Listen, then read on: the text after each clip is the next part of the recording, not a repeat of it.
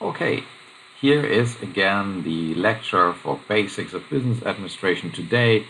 Finance, that's the first half of the chapter Finance and Investment. And let's begin with again an overview about some recommended literature here. Berg de Mazo, or Corporate Finance for Dummies, naturally for beginners. A very cheap and simple one, especially easily available as an ebook within very short time, naturally. Corporate Finance Made Simple. And just to show you that there is literature on everything on earth, so even on most complicated things, you can also regard this as an example for literature on insolvency matters. Yeah. So let's begin what finance is about. In general, one could say it's about the monetary transactions of the enterprise and how to manage them.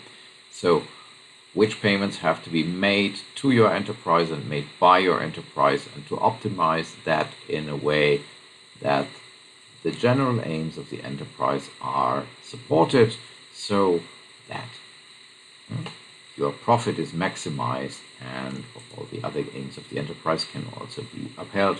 Well, the primary aim of finance management is always to guarantee the financial equilibrium, so to make sure that the enterprise will be able to make any necessary payment at its due date at any given point of time. So that does not mean that you need to be able to pay all your debts at every point of time, because nobody is able to do this.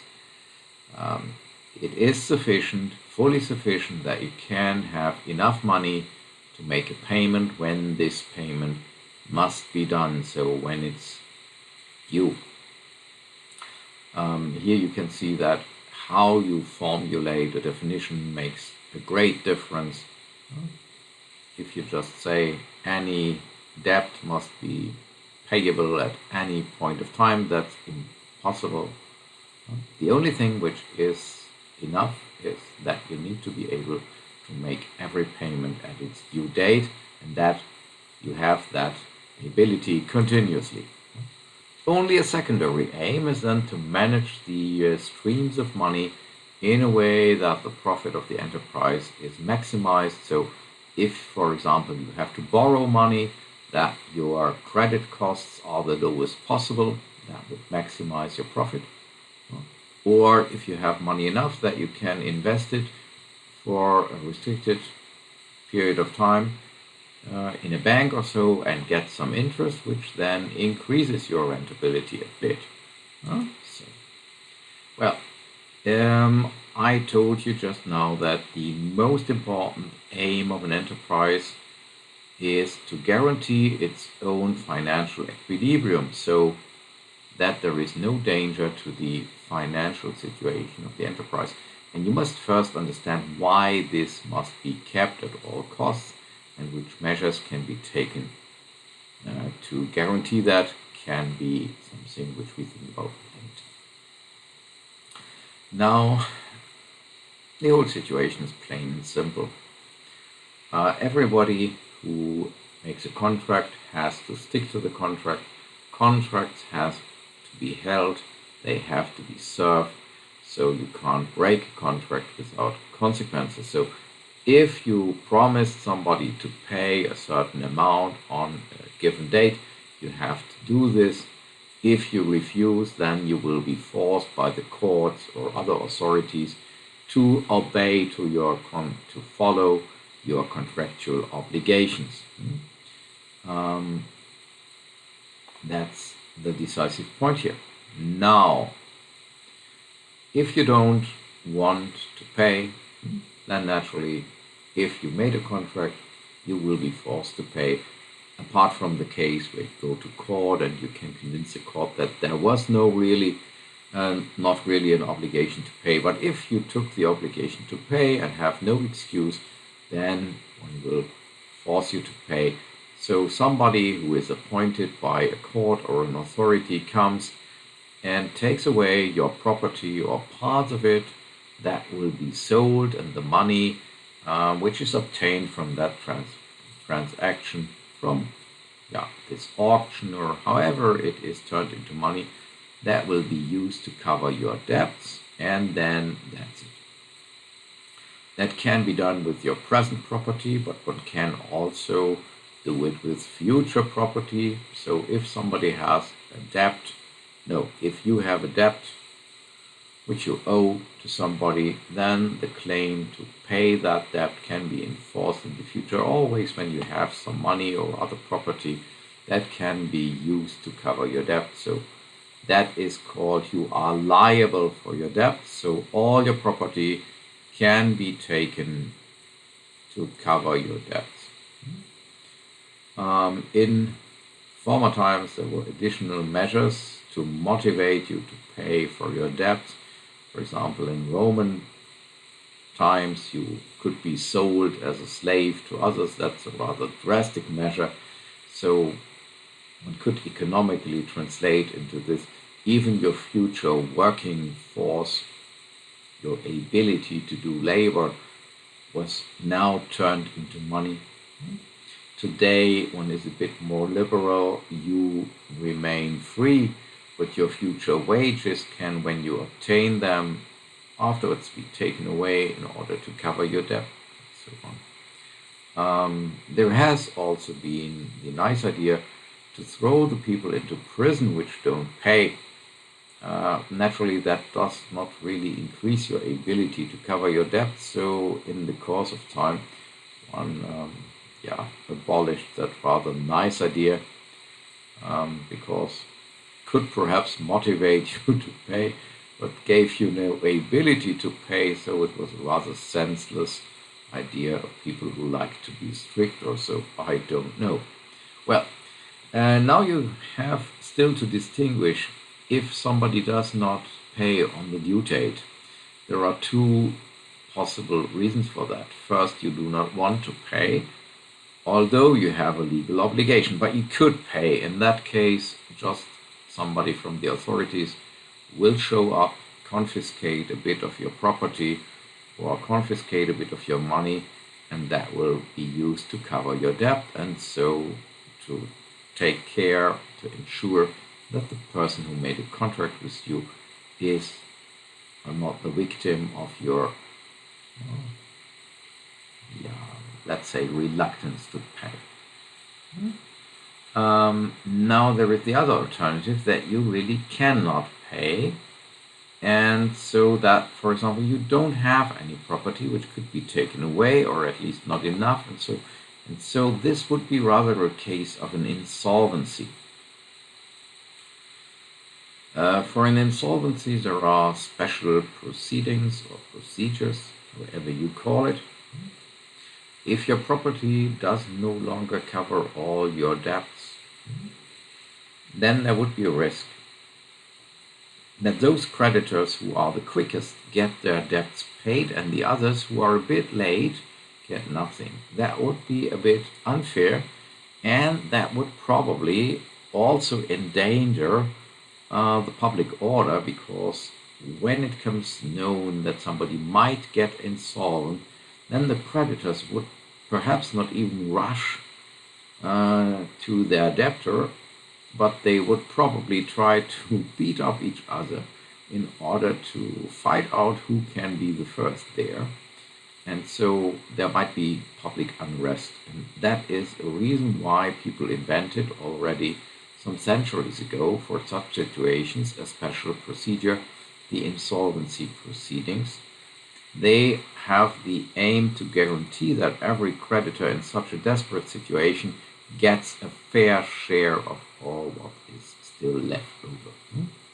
So the Insolvency Proceedings have the aim to guarantee that the property is turned into money in the best possible way, so that the persons who have claims can recover the highest possible amount of money from it. And second, that there is the guarantee that all the creditors have fair and equal treatment in that situation, so that not by sheer coincidence one is very lucky and gets nearly 100% of his or her claims paid off, whereas somebody else gets nothing. So that is, in that situation, the aim. How would that work? Imagine there is some unfortunate business person. Let's call him Donald Duke from Duckburg. And he has piled up some debts of 110,000 euro, but only a property of 60,000, so money and other things, only 60,000 in value. Imagine now tax debts are 10,000, and under the law of Duckburg they have a preferential treatment to await, so they will be paid in advance, and then the rest will be distributed equally under the insolvency proceedings or insolvency rules. So Donald Duke has to apply for insolvency proceedings. An insolvency administrator will be appointed by the court or whichever institution is competent to carry through the insolvency proceedings. And now that person will take the 60,000 property, turn it into money, pay off the preferential claims of 10,000 for the tax authorities, and now there are 50,000 left and 100,000 claims left, and now a simple calculation would be, now everybody of the claimants can get 50% of his or her claim, so a quota of 50% would still be possible.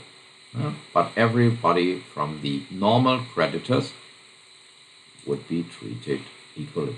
Now, if that happens, by the way, if somebody goes bankrupt or becomes insolvent, which is in the normal language the same, is it then regarded as a crime? And depends. Under German law, the answer would be no. It's just a case of bad luck.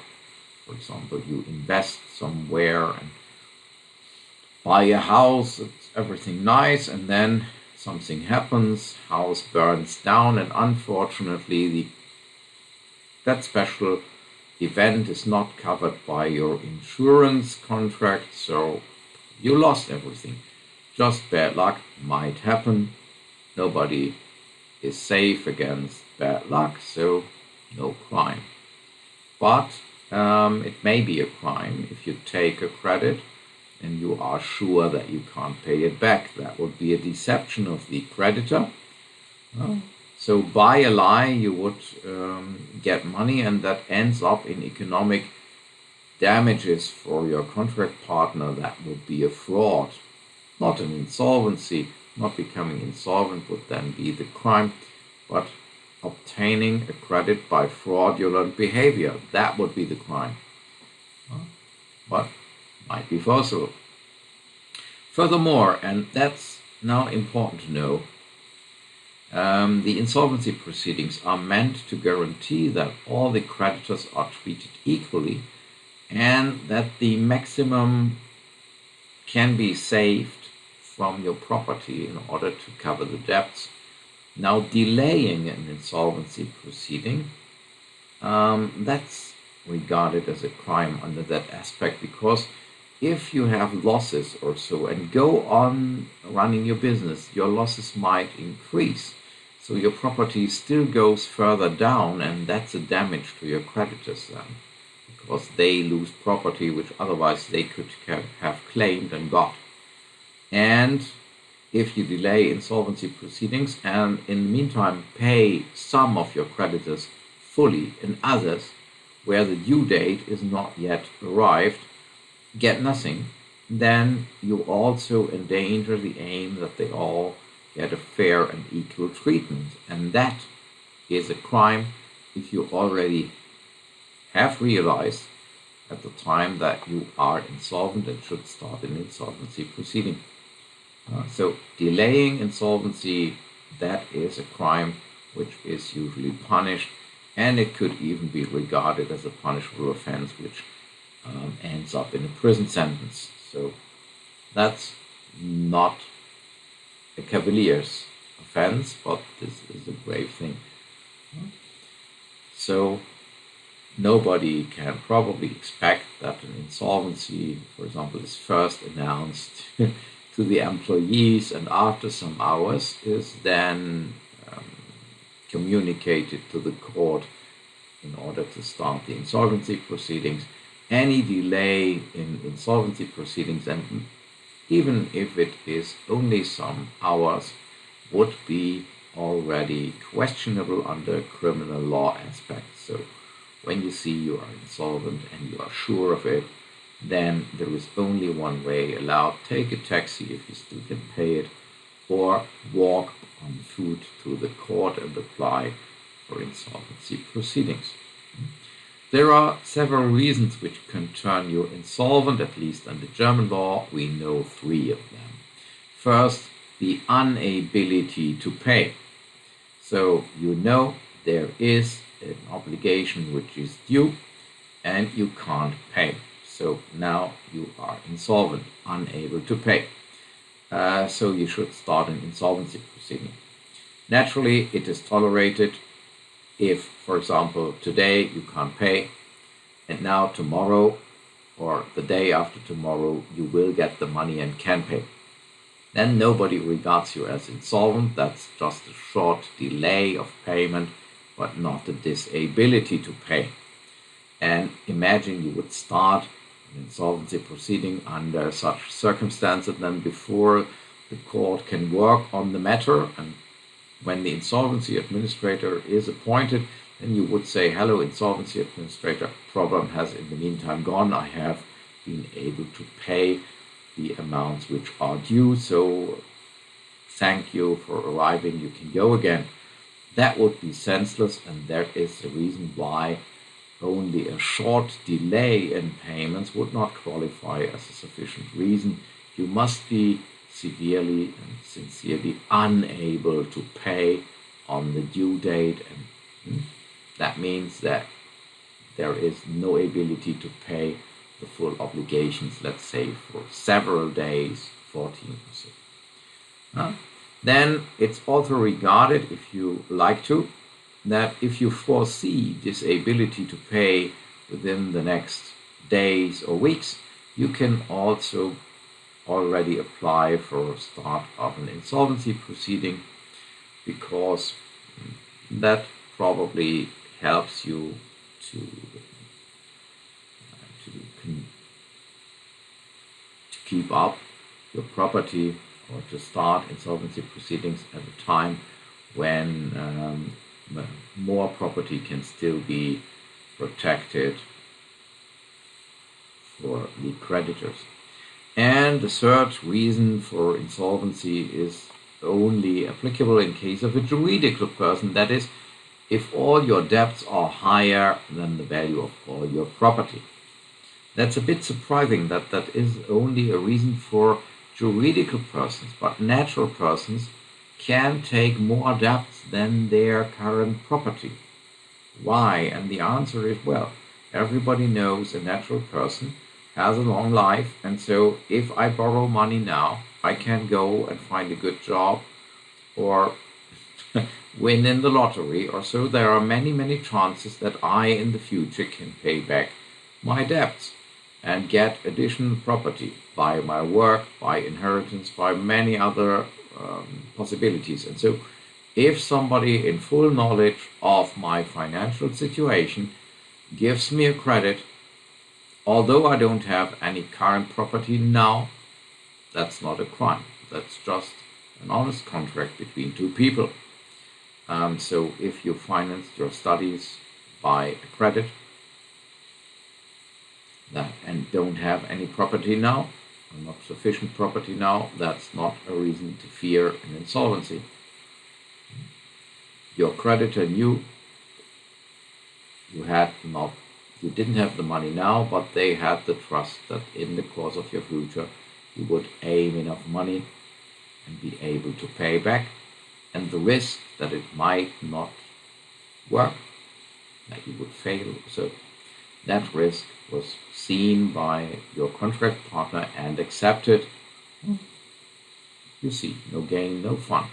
With a juridical person, the situation would be a bit different, because if, let's say, a GmbH has a house of 100,000 as property and has debts of 500,000, then naturally the juridical person also could develop some nice business ideas and obtain more money in the future.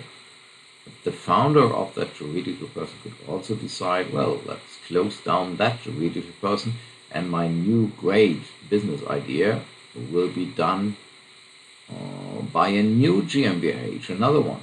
And so with the juridical person, we don't have a guarantee that this person will be willing to obtain future money in the future instead of a natural person. That's the reason why juridical persons are forced to apply for insolvency from the moment onwards when their property is lower than their obligations.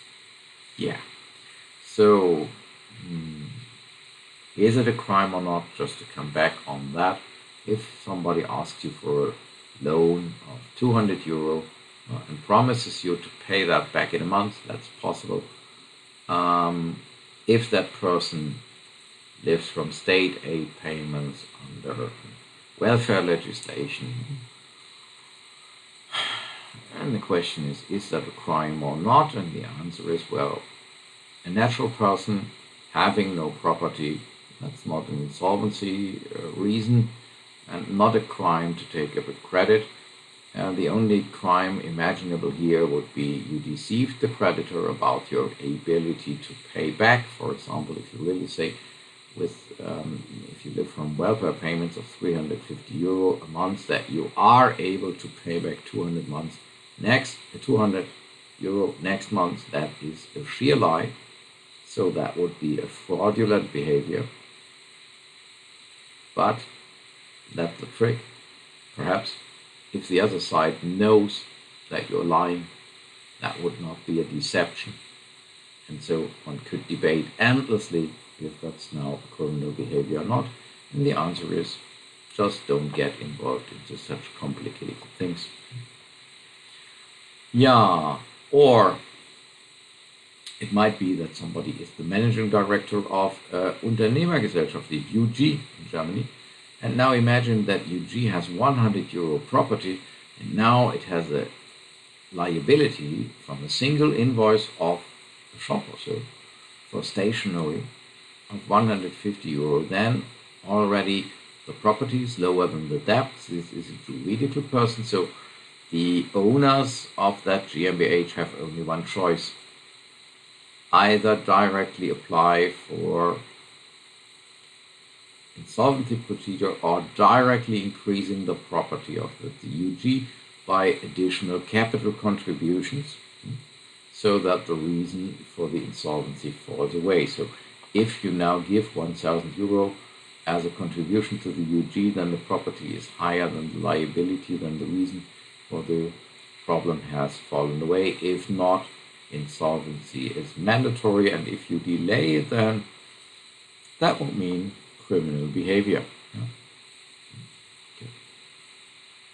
Insolvency proceedings usually start in a way that you apply for a court to start the proceedings and bring forward your reasons, and then the court installs an insolvency administrator, and all your creditors are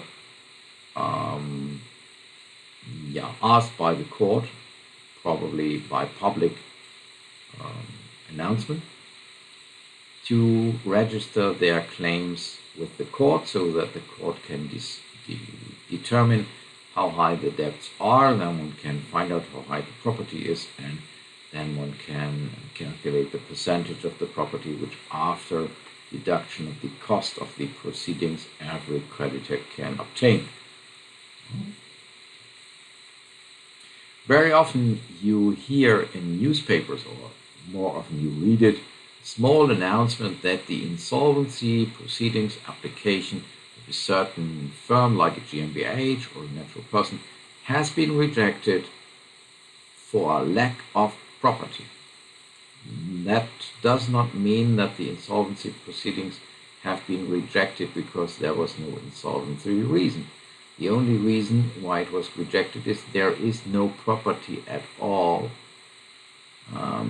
which could be distributed. So the property is so low that not even the costs of the insolvency administration, would be covered, and so it's clear that the proceedings are completely senseless. Here, that is the attestation that everything which you might claim from this GmbH or so is completely lost.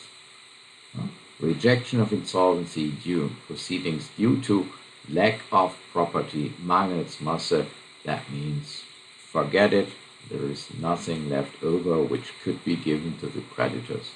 So that's the maximum catastrophe for somebody who has a claim there. Good.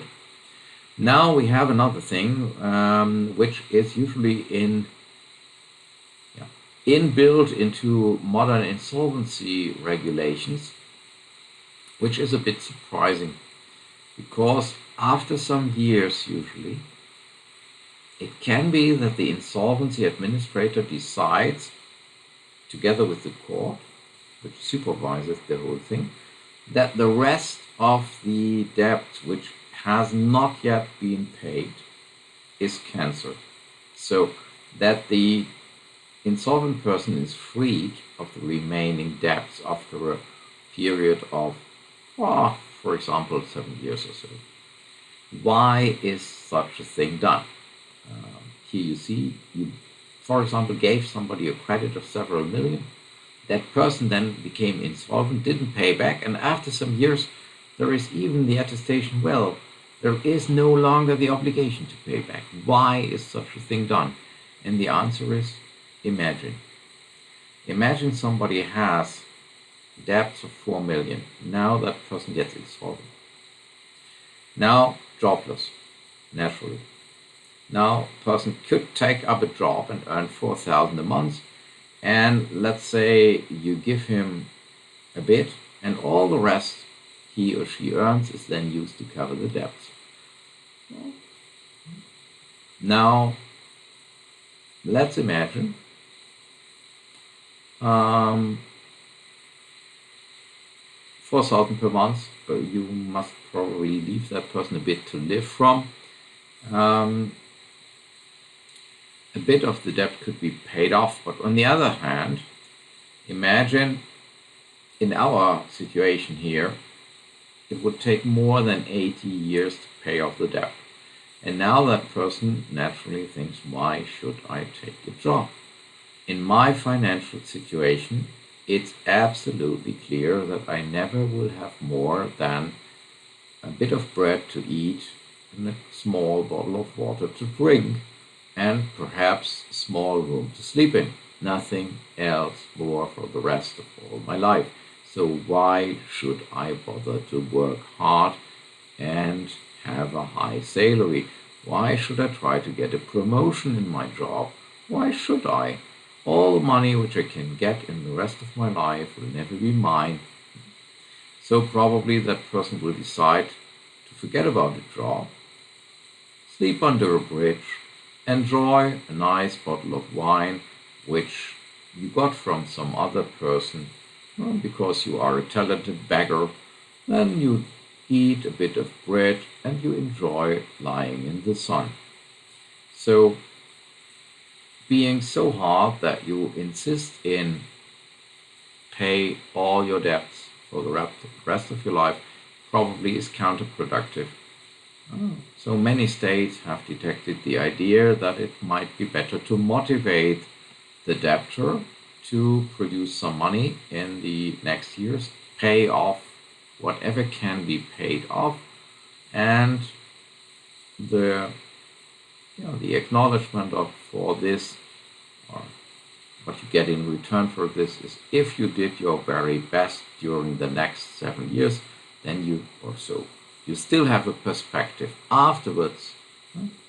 If you really spend these years working hard and paying off everything like as if you were in hell, then after these years are over, then your problems are eliminated and you can start a fresh life, and now you can even come to some wealth again, because what you can now earn will be yours. You can keep it. All the debts which were dealt with in your insolvency proceedings are wiped out. So that's the bargain. The idea is The creditors know that if you have no perspective, no money will ever come.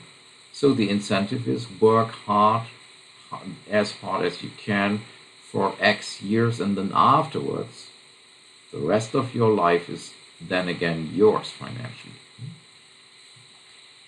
Now another thing which you need to know is the basic idea naturally is if somebody can't pay, then everything is confiscated, sold, and used to cover the debt.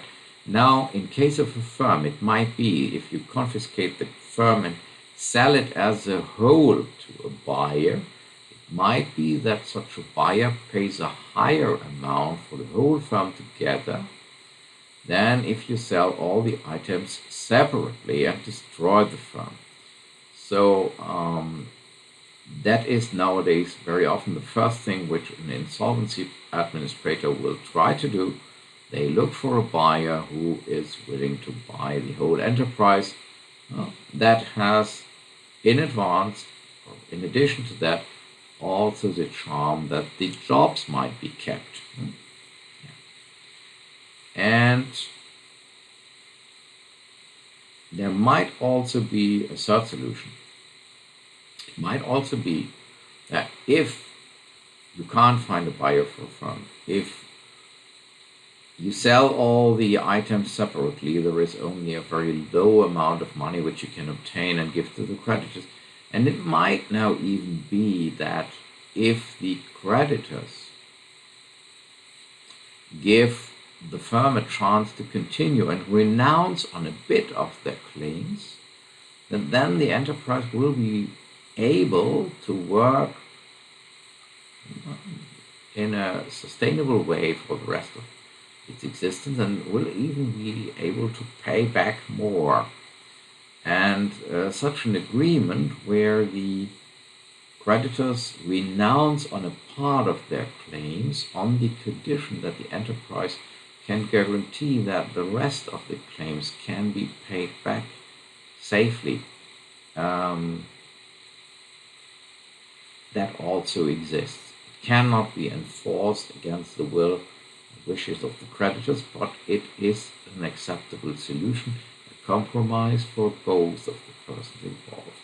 By the way, why do the creditors renounce? Well, imagine that the firm needs new capital, so it needs to borrow more credits from other people again, and these others will never borrow money to somebody who is already insolvent, because that's a signal that person can't pay back, and so probably you only can obtain additional capital if a bit of the old debt is already renounced and reduced and eliminated at the beginning.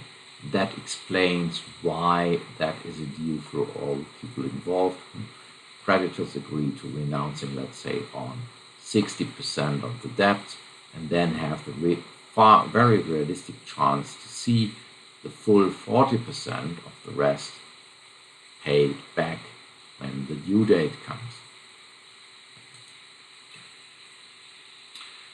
So, measures which can be considered by the insolvency administrator, just to sum that up, would be sell the enterprise as a whole, restructure the enterprise, and propose a compromise with the creditors, so renounce on a bit and get the rest, or dismember all the enterprise and sell the individual assets in order to cover the debt. Now, the obligation of the insolvency administrator is to look for the best possible solution in order to create the maximum quota for the creditors, so he or she cannot freely decide what they regard as the best solution under the job aspect or under the humanitarian aspect, or so they have the strict legal obligation to maximize the outcome for the creditors. Now you know why it is so important to keep the financial equilibrium of a firm, because when you lose it, when you can't pay, insolvency is at the door, insolvency administrator takes over, so you have no longer to decide about your property. Insolvency administrator does. Everything you want to decide, you can knock on the door of the insolvency administrator Am I allowed to do this? Because this is no longer my right to decide about the property. This is the property which has been secured from my creditors, and you, the insolvency administrator, are the only person who can decide if I can still do a certain transaction. So you are reduced to the autonomy of a child during childhood. It's not the parents, but the insolvency administrator who decides everything for you, and where you need the consent from. So this is highly unattractive, and this is economic destruction, one could say. And so, clearest result, you can do whatever you want, but you must keep up your ability to pay your debts on their due dates. So the financial equilibrium, if it is gone, you as an enterprise also are gone. So you need to establish mechanisms that you can be sure that your financial equilibrium is always guaranteed. And one of them would be to plan the financial flows, the cash flows, which can be expected or feared in the future. So you must then have a finance plan also, where you can see which money is expected, and when you have to make or expect which payments which you have to make. Now you also then have to use that plans in order to control what's going to happen, because you must see if something happens which you didn't foresee. So the finance plan must also be supervised, checked, or monitored in a way that you can find out if something in the enterprise goes wrong. So if you need more money than you have, and that you see this easily enough at a point of time where you still can react, you also have to take precautions that if there is a shortage of liquidity, so of financial means, that then you have already spoken with the bank or have obtained other possibilities to find additional money in the case of emergency. So that you need such a finance plan is necessary and becomes evident if you just imagine that there is a huge enterprise and everybody who can make decisions does it, and the decisions cause costs, so things have to be paid. And now imagine people lose the overview and more things have to be paid than money is there at a given date. So the financial flows must be planned and must be checked. Yeah. And naturally, if you have too much money at hand, then you also have to think about how long you have that surplus of money at hand and what you can do with it in a way that you can obtain a bit of additional profit in the meantime without endangering your liquidity.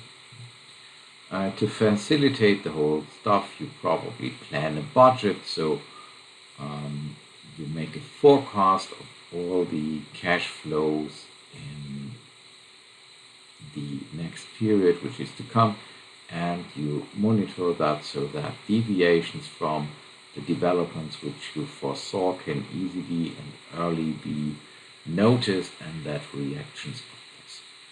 For example, the budget would help you that if a certain department now needs to spend more money than was foreseen in the budget, they are not allowed to do so without informing the finance department and getting their okay from it. So that the people coordinating the financial situation always are in the know about everything which happens in the firm, so that unforeseen negative developments cannot go unnoticed.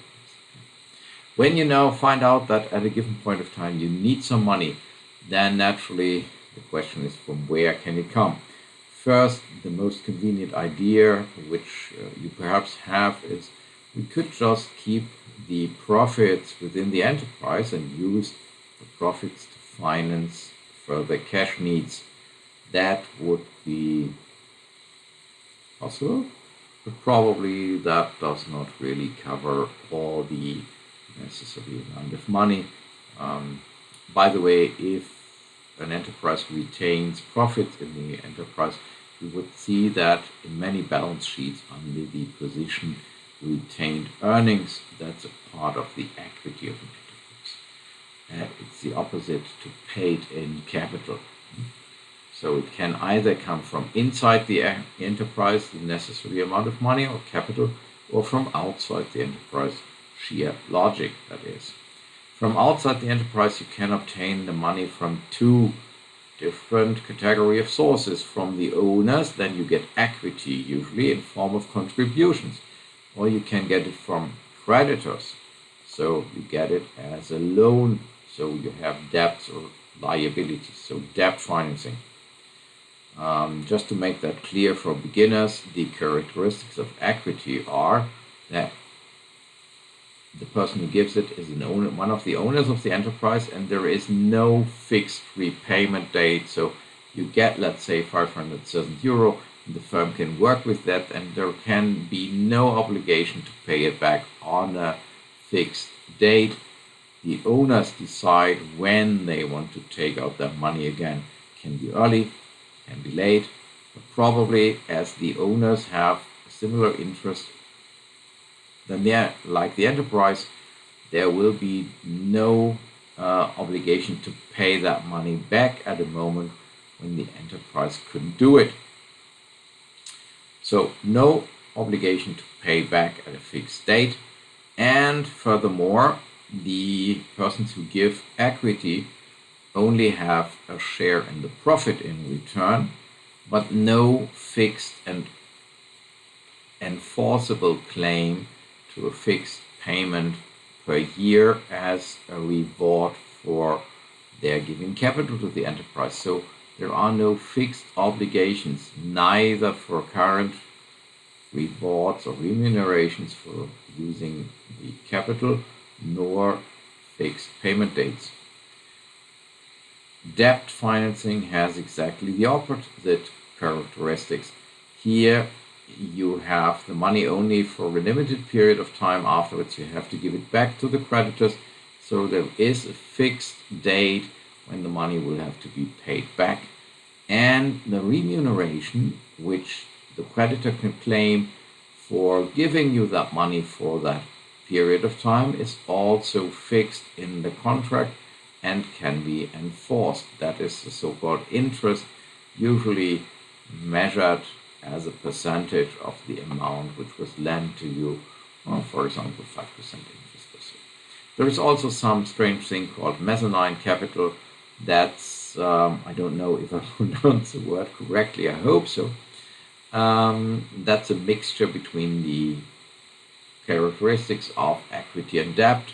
You know, contracts can be made as the contracting parties decide to, so you're relatively free in how you design the conditions of your contracts, and so one could agree on a contract where the thing which you agree on is something in the middle between equity and debt. So it shares some traits of equity and some of debt. That would be mezzanine capital, and that is not the thing where beginners should focus on. So forget this for a while. Now, what you definitely must know is that interest is the remuneration for a debt. It's usually measured in a fixed percentage of the capital amount. The interest rate that is that percentage is always by convention given as for the period of 1 year, and that would simply mean if somebody borrows 100,000 from a bank or so at an interest rate of 5,000, then clear thing would be 5% must be paid each year. So 5,000 as interest, that's the reward for the bank for giving you the money, and later at the end the borrowed money of 100,000 has to be paid in full again. Even if the period is shorter than 1 year, the interest rate would always be given for a period of 1 year. So if a credit of 100,000, for example, is given for 3 months only at an interest rate of 4%, then that would mean the debtor has to pay 4% for the duration of the credit, but the duration of the credit is only 1/4 of a year, so 3 months, that would be 1/4 of 4%. So you pay 1,000 euro for 3 months as interest. Nevertheless, the interest rate would be called 4%. That's just to make all interest agreements comparable. For this, you need a kind of common denominator, and that is 1 year.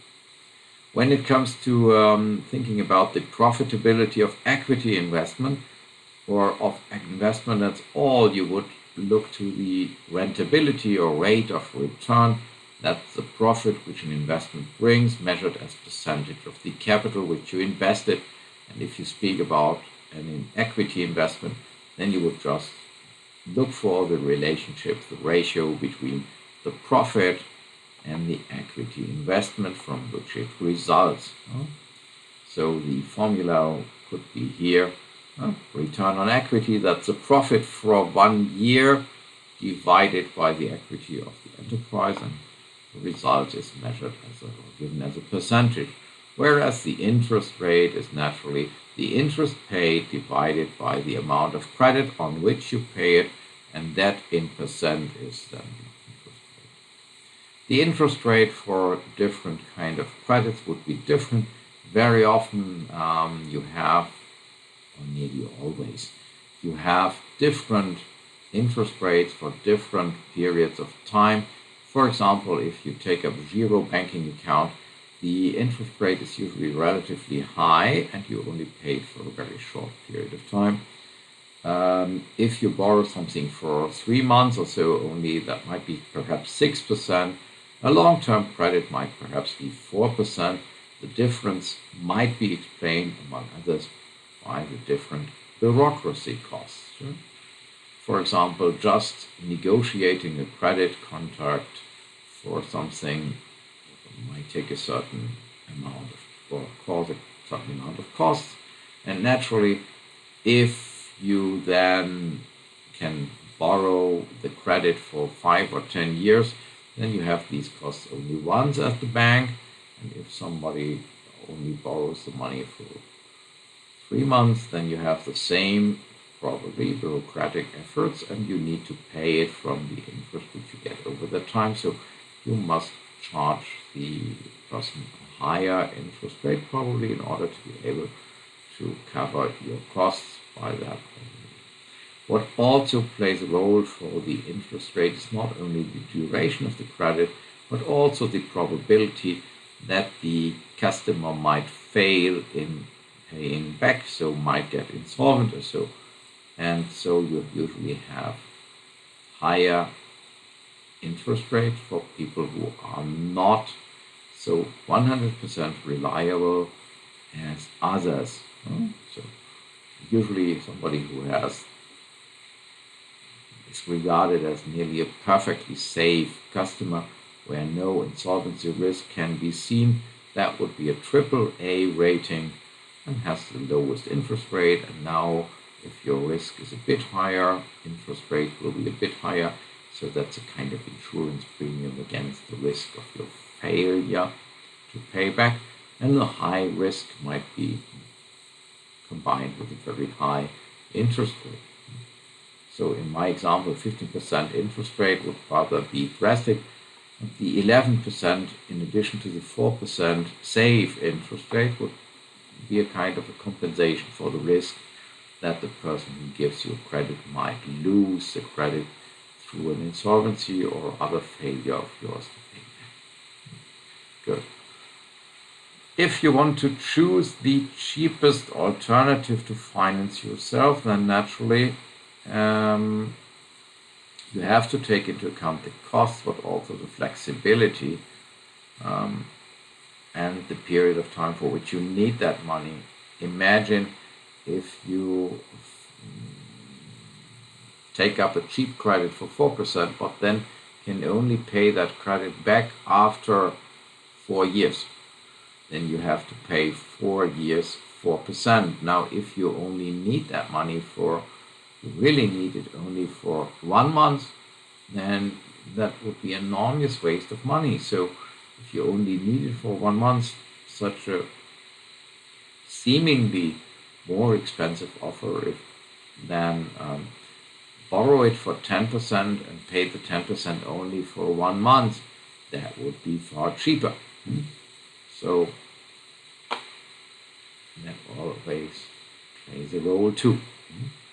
Yeah. What else can we know or should we know? One effect is always interesting.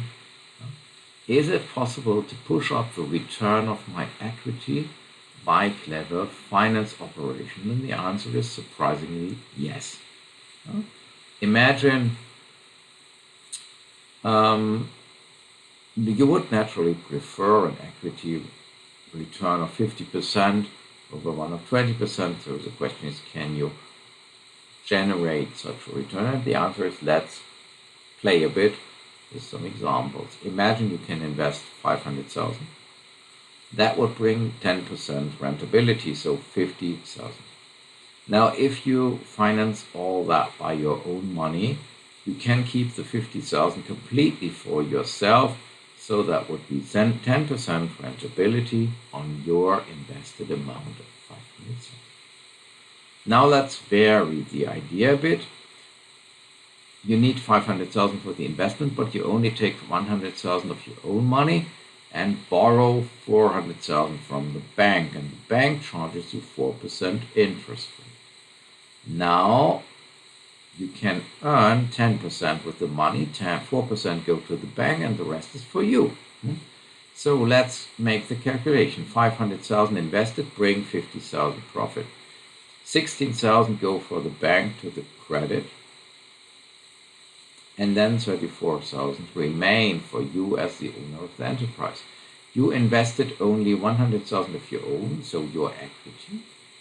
Your profit is 34,000, so you have now 34% rentability. That happened by using credit financing, because always the difference between what the bank gets and what the project generates, that difference goes on you, the equity owner, as an additional profit.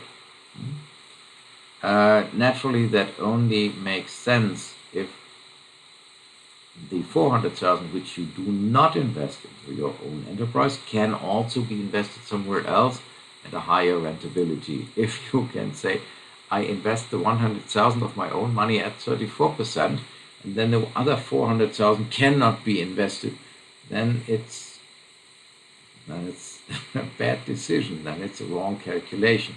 But if, for example, with that clever model, you can invest 5 times 100,000 in 5 different projects, and then always generate the 34,000, then you have 34% rentability on your equity everywhere. And so you feel like in paradise, probably. Works. Relatively simple. You could also push it up by, what about only taking 50,000 of your own money, and the other 50 are again taken from the bank. So again, rentability would go up because your part of the profit, which you can keep for yourself, would go up. But that is called the leverage effect. The artificial, or at least the increasing of your rentability of equity by use of debt financing. Now, there is also a risk and some other inbuilt limitations. For example, let's go back to the slide here. Probably if you now take up an additional credit and withdraw some of your equity, the bank usually looks on how much of your own capital is invested So what is their guarantee against losses? Can you bear the losses without losing everything, or without becoming insolvent? So probably you have already heard that the higher the risk of a debtor, the higher the interest rate. And naturally, if you are heavily indebted, the bank would regard you as a high-risk customer, and so taking more and more credits increases the interest rate, and that limits the potential effect of leverage effect. And furthermore, you must see that there is also risk. If you don't generate the sufficient rentability, or even have losses, then the multiplication effects which are here fire back in the opposite direction, and then your losses are exploding under the leverage effect, because then you still have to pay to the bank the agreed interest rate, but you didn't generate sufficient rentability, and so the difference has then to be taken from your own money. Let's again see an example. 500,000 is what you invested. Your expected return was 50,000 of 10%.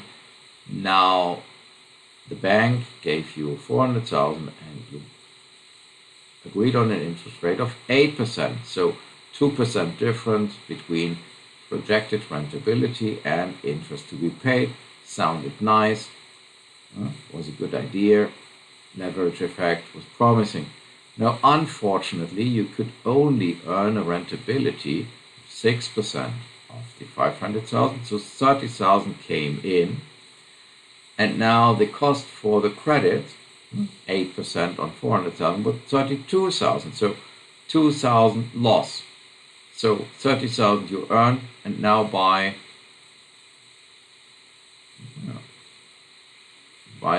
because of this unhappy credit, your small profit was turned into a loss of 2,000.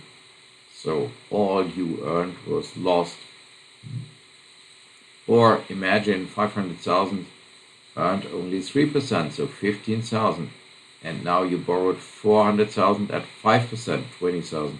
So resulting profit -5. So the leverage effect, if something goes wrong, also increases drastically the amount of your losses, or the percentage of your losses. So your risk to get into financial difficulties. And that is why the leverage effect cannot be indefinitely exploited by people. Everything has a good and a bad side. Otherwise, all people would only work with credits, naturally. So that is something which you know, that there is a leverage effect, because very often in finance operations you get investment opportunities offered where, let's say, some 30 or 40% rentability are possible, and that's either a mafia investment or a new innovation which is absolutely perfect, and so you can make enormous profits, or that high rentability has been put together by finance operations, by the way how things is financed, so where the leverage effect was used, but then that is always also combined with the risk. If something goes wrong, it goes wrong, and it then heavily goes wrong. So that's the rule. Now, another thing which not everybody directly sees, for example, when I was a child, or a bit later already, I always wondered why these enterprises need a fixed capital. So, because I always said, well, you buy something, raw material, and so then you sell it, and why do you need some money? Because the enterprise generates money, so there should be the moment when they don't need any money anymore, because then, well, they make profits. And now the answer is, why do you have a need of capital to finance in an enterprise which brings profit? And the answer is simple: the time lag. Imagine, no, imagine this. You begin with production, you pay for raw material, you don't have any payment by the customer yet. You pay for labor, you pay for distribution, so for your sales agent, and so in the end, then here the payment by the customer comes in, and so with a small profit even, and then you get your money back. But for the whole time from here to the left, when you had to make the payment for raw material first, until the moment when you sold and the money came in, you needed money, but you didn't get it already from your firm's operations, and so you had to bridge the gap by your own money. Now, sorry, that was not yet quite realistic, because in real life you begin with paying raw material, labor, distribution, and then probably you wait for a customer to be found, and so production goes on. You again pay raw material, labor, and so on, distribution. And now imagine customer one now pays product one. You see here that the amount of capital or money which you needed to finance the whole operations is already higher than what you can recover from one single sale. Now, sorry, now you again naturally had to go on paying raw material, product 3, well, customer 2. So you see that the amount of capital which was needed can only drop down over time a bit. Now, unfortunately, your owners also want payments for the profits. So the surplus which your customers' sales generated probably flows out to the owners, because they also want to have something to live, and then capital goes up again. So that's not so easy.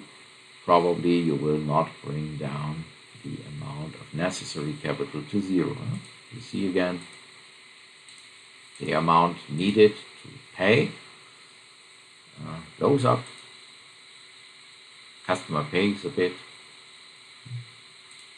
Other payments have to be made, paid a bit, recover. Now imagine this is still simplified. You have also to pay for factory buildings, for machines. So you have vast investment in the beginning, and the flowing back of the necessary money only happens over a very long period of time in form of very small profits per product. So and these profits then also in the course of time are paid out to the owners. So very often the initial amount invested can not be recovered very quickly, but that has to be invested in the enterprise for a long period of time, and that is what you perhaps can see here. Well, we later will speak about investment decisions also. That is more the topic where we have to decide if we can use our money to undertake projects, how we can select the ones with the highest rentability or with the highest profit. So how we can make reasonable decisions, which investments should be accepted or rejected, and which ones we can choose as the best ones. That should be should be enough for today, for this half of this chapter, and I hope to continue that chapter soon with the investment part. Thanks for listening. Do not forget to recommend the channel, even if you don't believe it's worth the time. It's always a nice idea to pass on the links to boring lectures, which are perhaps really boring. I'm pretty sure they are. And just afterwards try to find out how others enjoyed this lecture. Always say you enjoyed it, and then watch the faces of the others.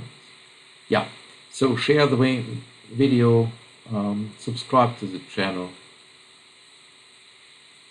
enjoy the rest of the day, and don't stay away for all the time, but come back.